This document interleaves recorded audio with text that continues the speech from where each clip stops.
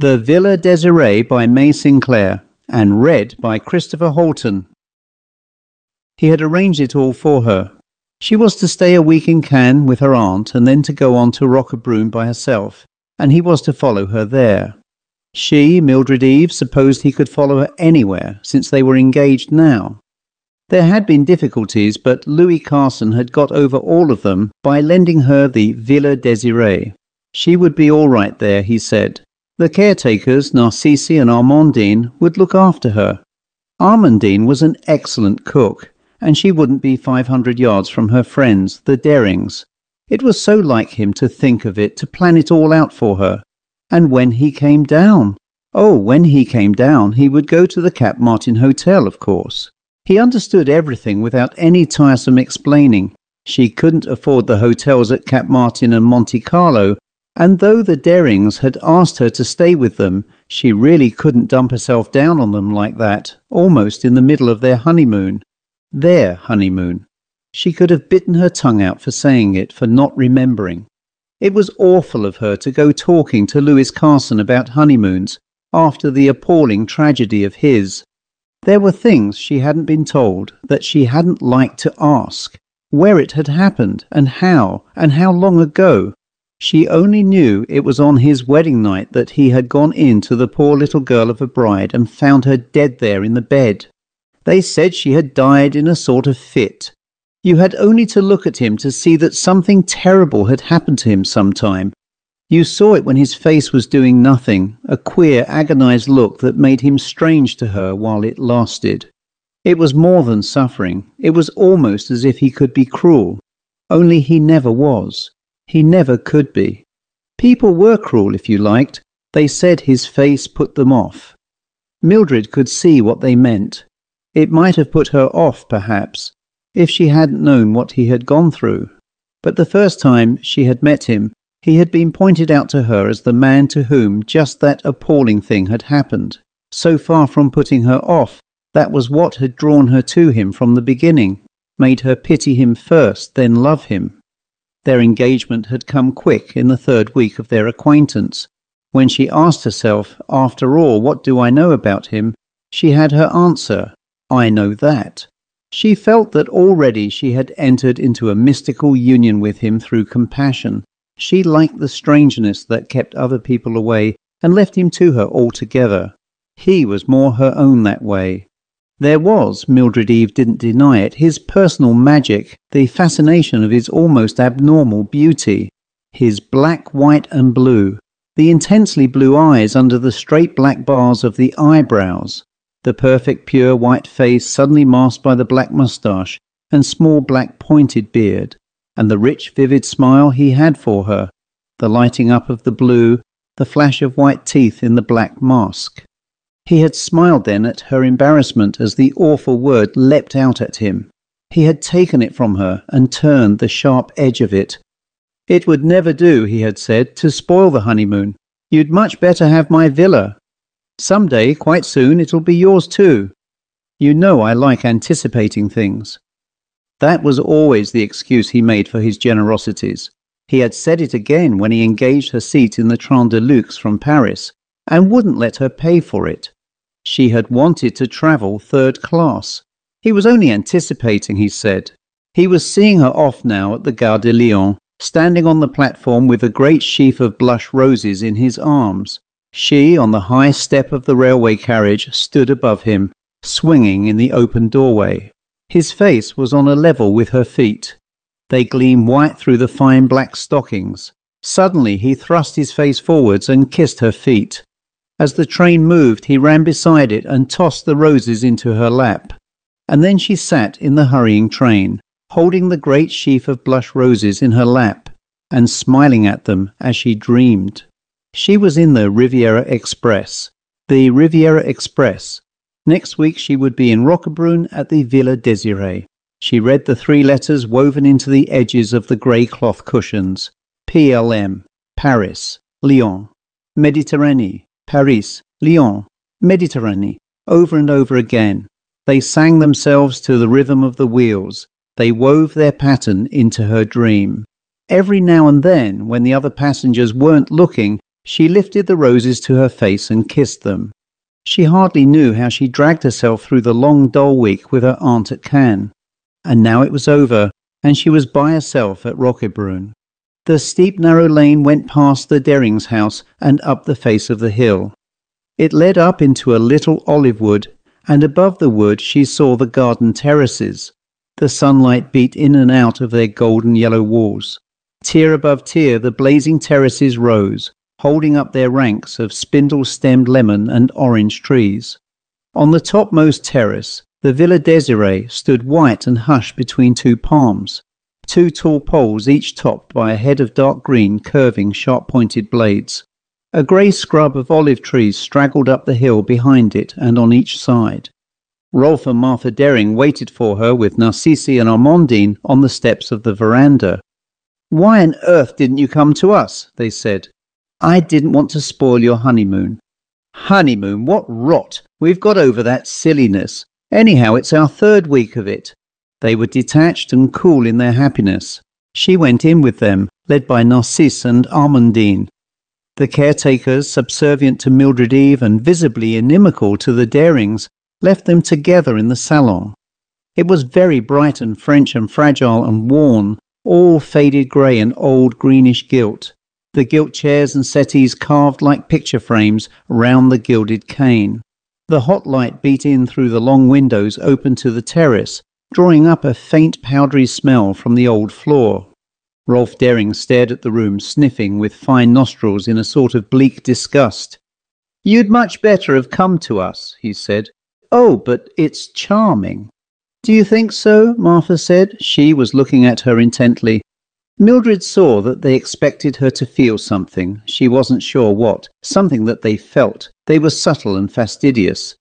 "It does look a little queer and unlived in," she said, straining for the precise impression. "I should say," said Martha, "it had been too much lived in, if you ask me."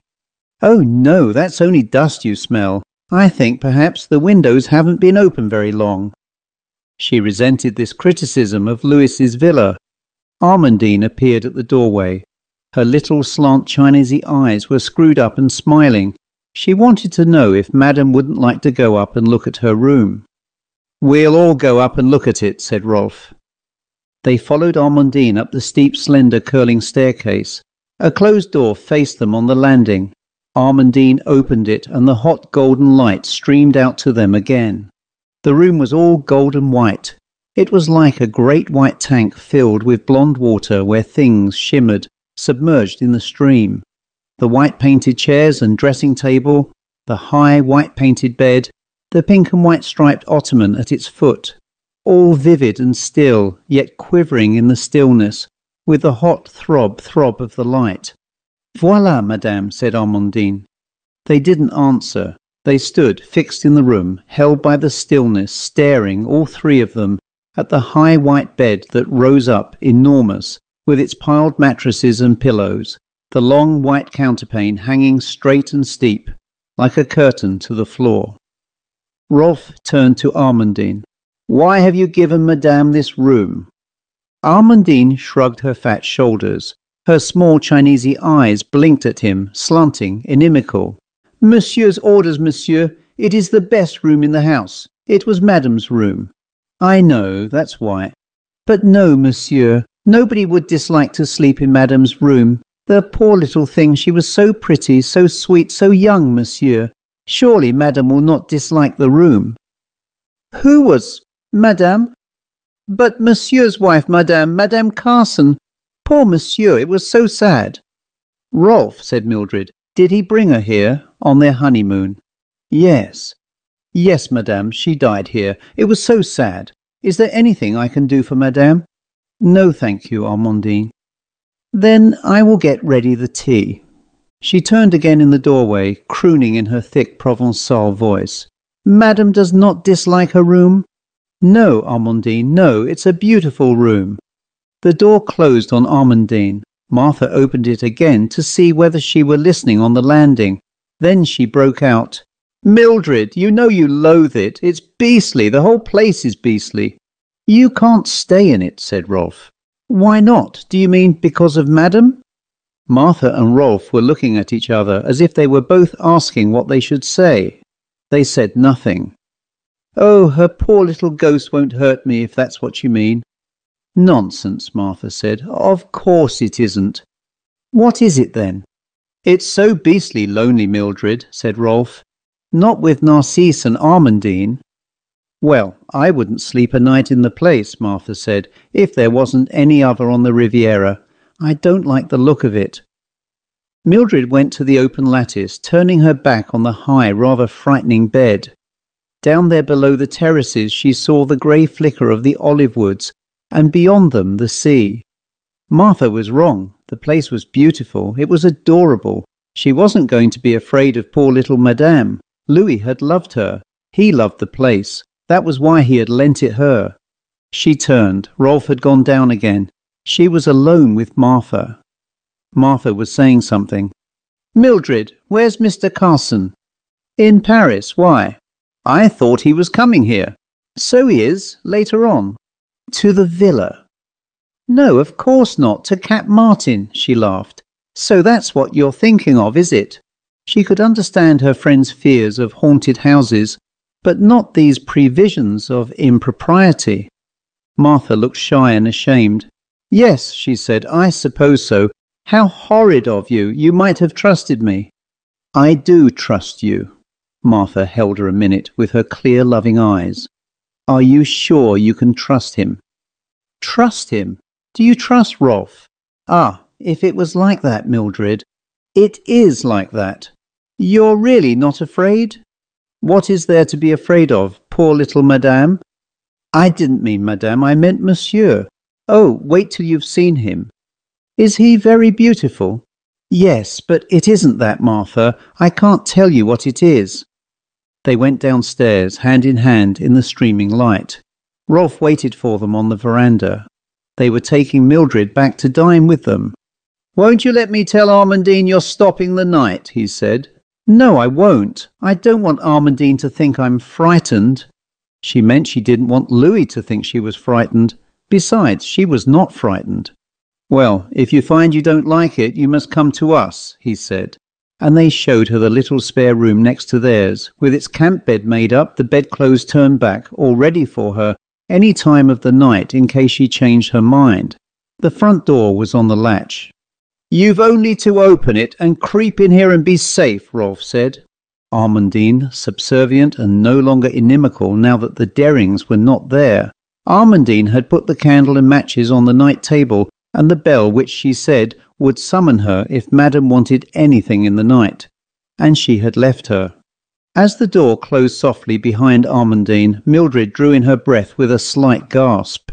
Her face in the looking-glass between the tall lighted candles showed its mouth half open, and she was aware that her heart shook slightly in its beating.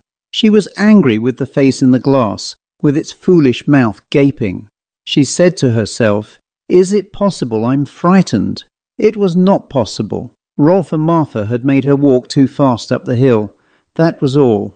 Her heart always did that when she walked too fast uphill, and she supposed that her mouth always gaped when it did it.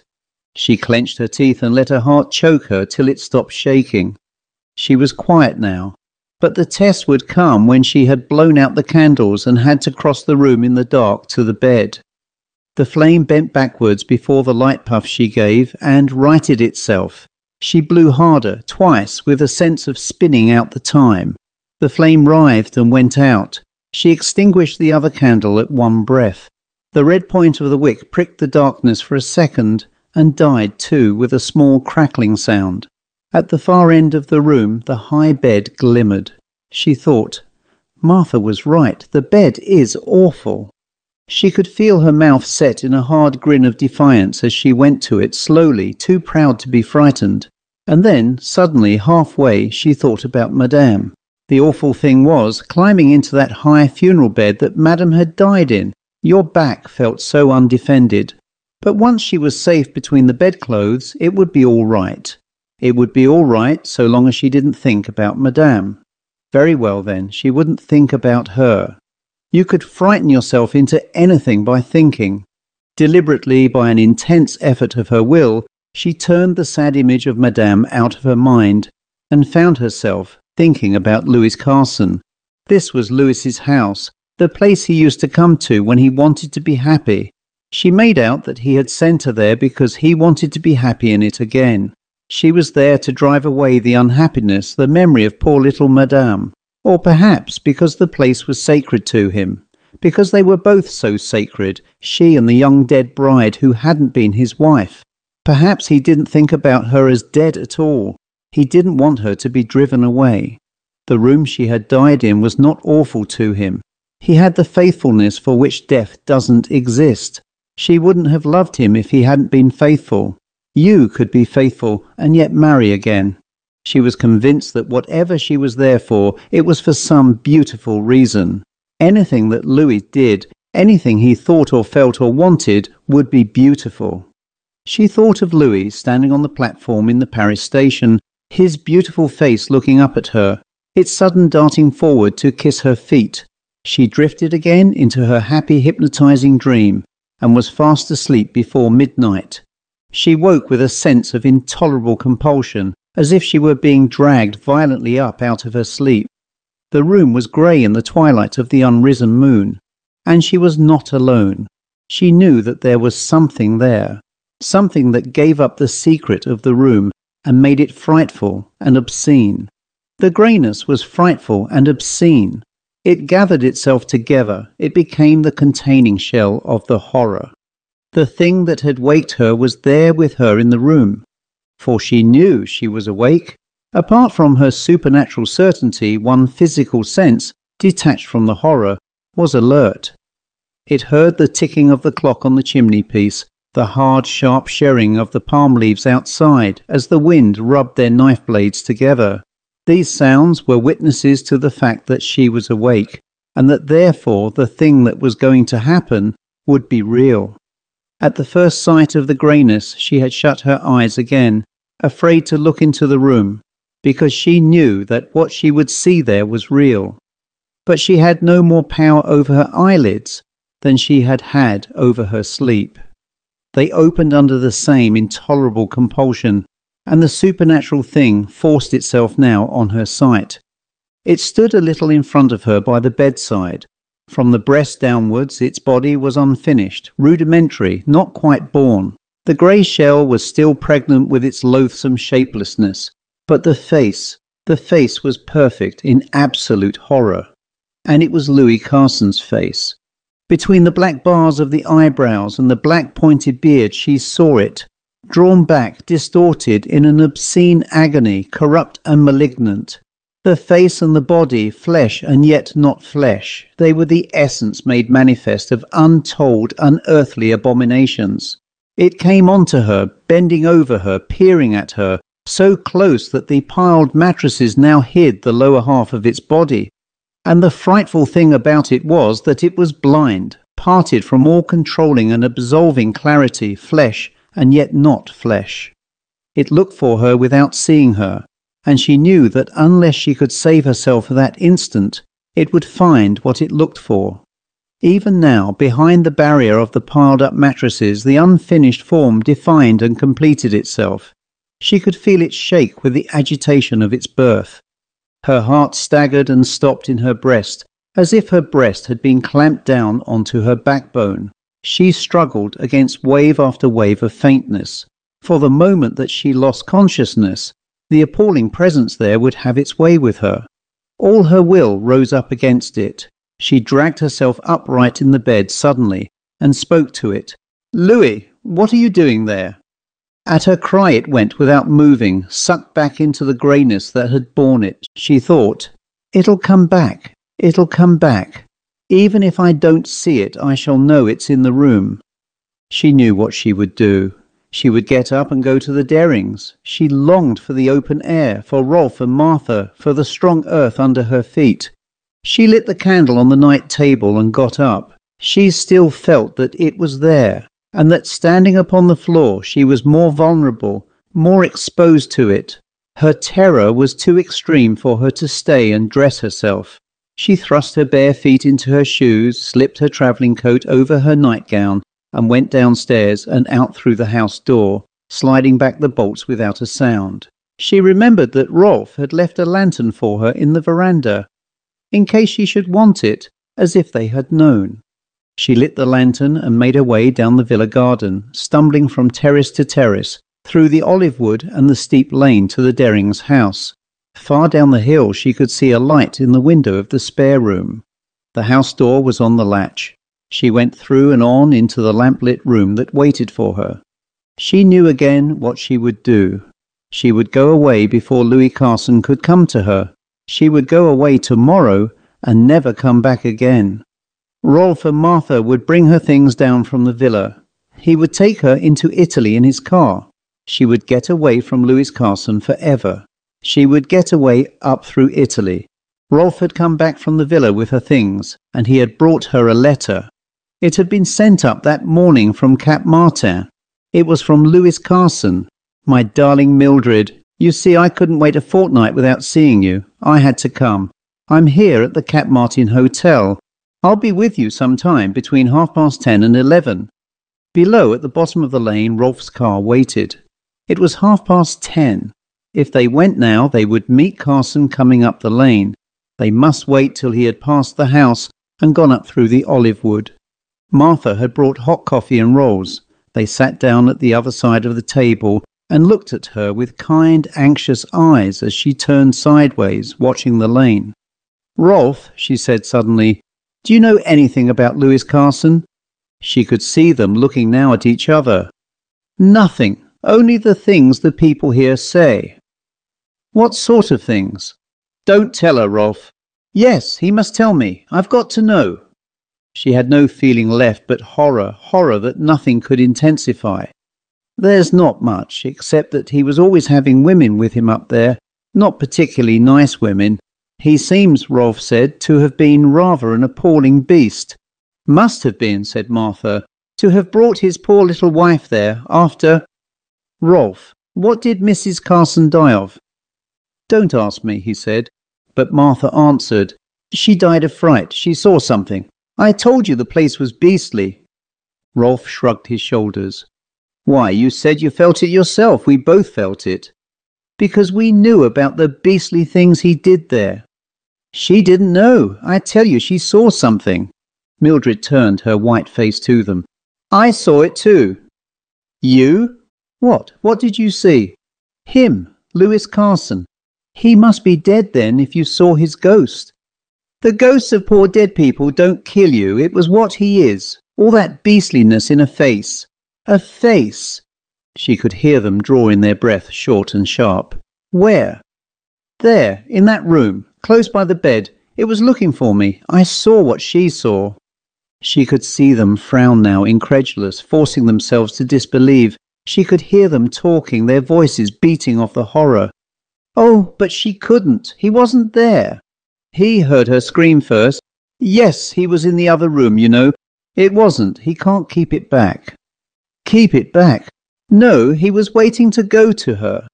Her voice was dull and heavy with realization. She felt herself struggling, helpless, against their stolidity, their unbelief. "Look at that," she said. She pushed Carson's letter across to them.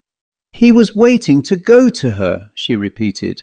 "And last night he was waiting to come to me." They stared at her, stupefied. "Oh, can't you see?" she cried. "It didn't wait. It got there before him." The end.